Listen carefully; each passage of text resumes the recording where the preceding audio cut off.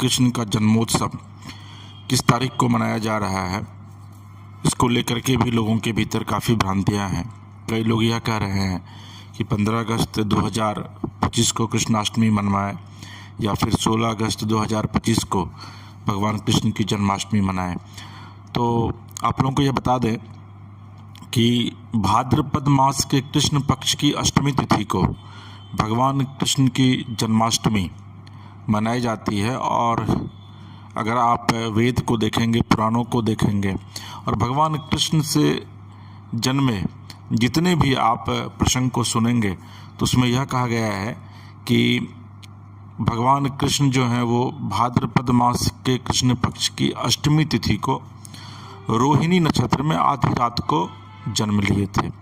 तो उस मुताबिक अगर आप देखें तो भगवान कृष्ण का जन्मोत्सव जो है वह 15 अगस्त 2025 की रात्रि लगभग 11:15 बजे यानी कि 11:50 के करीब शुरू होगी, जो 16 अगस्त 2025 की रात्रि 9:34 तक जो भाद्रपद मास का जो कृष्ण पक्ष है वो रहेगा। तो चूँकि भगवान कृष्ण पक्ष में ही जन्म लिए थे तो लिहाजा आप 16 तारीख को भगवान कृष्ण की जन्माष्टमी जो है वह मनाएं।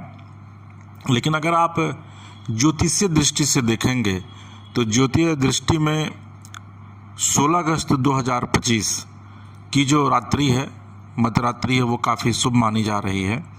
और कहा यह जा रहा है कि 16 तारीख को अष्टमी तिथि, रोहिणी नक्षत्र, सर्वार्थ सिद्धि एवं अमृत सिद्धि योग और निशिता काल जैसे सभी शुभ संयोग एक साथ बन रहे हैं। लिहाजा 16 तारीख को जो भी भगवान कृष्ण के भक्त हैं वह भगवान की जन्माष्टमी को मना सकते हैं। इसके अलावा इस चीज़ को ध्यान रखिएगा कि आखिर किस तरीके से पूजा करनी है, किस तरीके से भगवान को प्रसन्न करना है। तो देखिए, जो निशिता पूजा का समय है वह 12:04 से लेकर के और 12:17 तक है। यानी कि ये 16 तारीख की रात्रि में जो है अगर आप इस 43 मिनट में भगवान की आराधना करते हैं, पूजा करते हैं तो भगवान कृष्ण बहुत ही प्रसन्न होंगे। इसके अलावा आप अगर चाहें तो भगवान कृष्ण के जन्माष्टमी के दिन आप फास्टिंग कर सकते हैं और फास्टिंग में रह करके भगवान को प्रसन्न कर सकते हैं। क्योंकि देखिए, कृष्ण के विषय में यह कहा जाता है कि भगवान कृष्ण जो हैं वो एक ऐसे देवता हैं जिनके आज भी प्रत्यक्ष तौर पर होने के कई उदाहरण सामने आए हैं।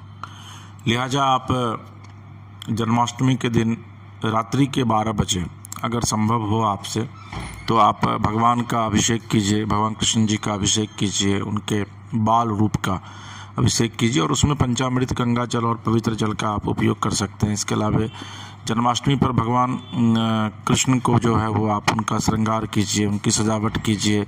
और ये कहा जाता है कि उस दिन अगर आप भगवान को सुंदर वस्त्र, मुकुट, मोरपंख और आभूषण पहनाते हैं तो फिर भगवान की कृपा जो है वो आप पर बनी रहती है। भगवान के लड्डू गोपाल रूप की आप पूजा कीजिए, घी का दीपक जलाइए, तेल का भी दीपक आप जला सकते हैं।